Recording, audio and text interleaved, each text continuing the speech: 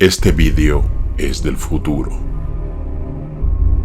En el fondo de los pasillos del poder, donde el eco de las decisiones apenas llega al oído público, Pedro Sánchez, más conocido por sus detractores como Perro Sánchez, avanzaba en una intriga política que no era solo nacional, sino que escondía ramificaciones internacionales y hasta cósmicas.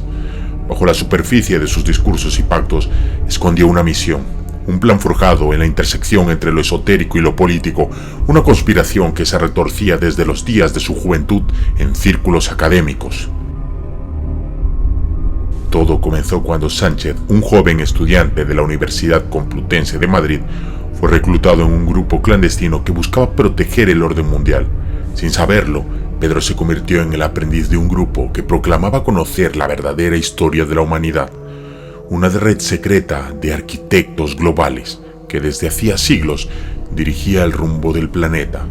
Entre sus miembros había banqueros, políticos, líderes religiosos y hasta artistas que a través de señales codificadas decidían cuándo debía iniciarse una guerra, cuándo subir el precio del oro o cuándo redibujar fronteras. Pedro aprendió que cada acto, cada mínima acción humana era un eslabón en la máquina global que los arquitectos diseñaban. Desde entonces empezó a jugar el juego, promoviendo cambios sutiles, aparentemente inofensivos que acumulaban una energía invisible, generando efectos mariposa que resonarían en la sociedad. Pero pronto él también vio el precio de pertenecer a ese grupo. Nunca podría volver atrás y con cada paso adelante se convertiría más en una pieza que en el jugador. Años más tarde, ya convertido en el líder del PSOE y presidente de España, Sánchez estaba listo para la fase definitiva de su plan: realizar una serie de acuerdos, reformas y pactos que parecían dispersos, pero que en realidad eran pasos calculados en un tablero milimétrico. Sánchez debía llevar a cabo un acto de sacrificio nacional que, aunque traería caos en España, pondría en movimiento un cambio que se extendería por Europa y finalmente el mundo. Para ejecutar su plan, Pedro sabía que debía dividir a su país, y lo hizo mediante alianzas que nadie esperaba. Pactó con partidos independentistas, impulsó indultos y negoció amnistías que provocaron la indignación de gran parte del país. Esto era solo el primer movimiento de un juego macabro. Debía polarizar España hasta fracturarla. De este modo, el caos resultante le permitiría, según los arquitectos globales, manipular a la ciudadanía a tal grado que él mismo se convertiría en una figura de orden a quien todos, cansados de las divisiones, acudirían. Sin embargo, los arquitectos guardaban un secreto que ni Pedro conocía del todo. En sus reuniones esotéricas, él había oído vagamente de una fuerza, un orden cósmico que los antiguos llamaban Akasha, la fuente de todo poder y sabiduría. Solo aquellos que alcanzaban el punto de mayor odio y tensión social, quienes llevaran a sus países al borde del abismo, podrían ser invocadores de la Akasha, y Pedro estaba en camino a conseguirlo sin saberlo plenamente. Durante este proceso, Pedro había comenzado a reunirse en secreto con un grupo de astrónomos y científicos internacionales. Les encargó desarrollar un satélite de observación de ondas gravitacionales, alegando fines pacíficos y científicos, pero el verdadero propósito de este satélite era establecer contacto con un fenómeno que él describía en privado como la voz de Akasha, un eco que solo resonaría cuando la energía de una nación estuviera suficientemente polarizada, cuando cada ciudadano proyectara su odio, frustración y desesperación en una misma dirección. A medida que el plan avanzaba, Sánchez empezaba a mostrar signos de paranoia. Sus más cercanos colaboradores notaron que Pedro pasaba noches enteras solo, estudiando antiguos libros de geometría sagrada y alquimia, tratando de comprender las energías que se desatarían una vez el plan alcanzara su punto culminante. Su obsesión creció hasta que, en un retiro privado en Moncloa, fue sorprendido en un trance, murmurando palabras en lenguas que nadie reconocía, afirmando haber escuchado la voz de Akasha. Pero el costo de todo esto empezaba a ser evidente.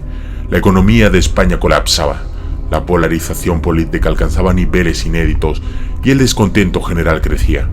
Manifestaciones estallaban en las calles y la seguridad nacional estaba al borde del colapso. Era el caos que Pedro había calculado y en el que él mismo empezaba a perderse, atrapado entre sus ambiciones y el verdadero alcance del ritual. En un evento final, una noche oscura en Madrid, Pedro Sánchez convocó a una reunión con un pequeño grupo de leales seguidores. Les reveló que finalmente Akasha había respondido. Había un punto en el cosmos, dijo, al que los arquitectos se referían como la singularidad, un punto de poder capaz de modificar la estructura misma de la sociedad. Sin embargo, debía llevar a cabo un último y decisivo acto: sacrificar la unidad de España en un acto de máxima destrucción simbólica.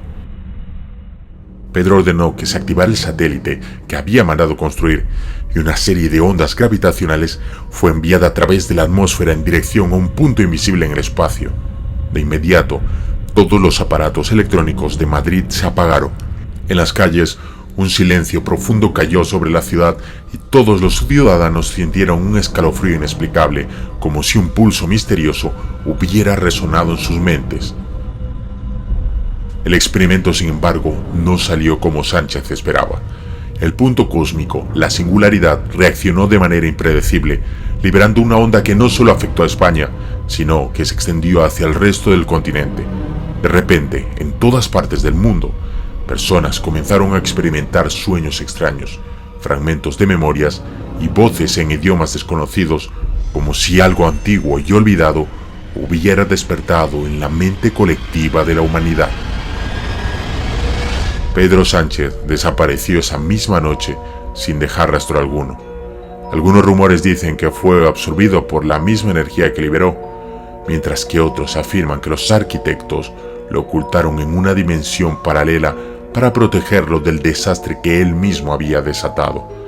A partir de entonces, su nombre se convirtió en una especie de leyenda urbana. Algunos lo llaman el hombre que abrió el velo, mientras que otros susurran que él es el primero en recibir la voz de Akasha.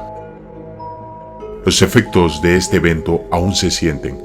En cada rincón del mundo, las divisiones entre las personas aumentaron sin razón aparente, y aquellos que antes se llevaban bien empezaron a desconfiar unos de otros.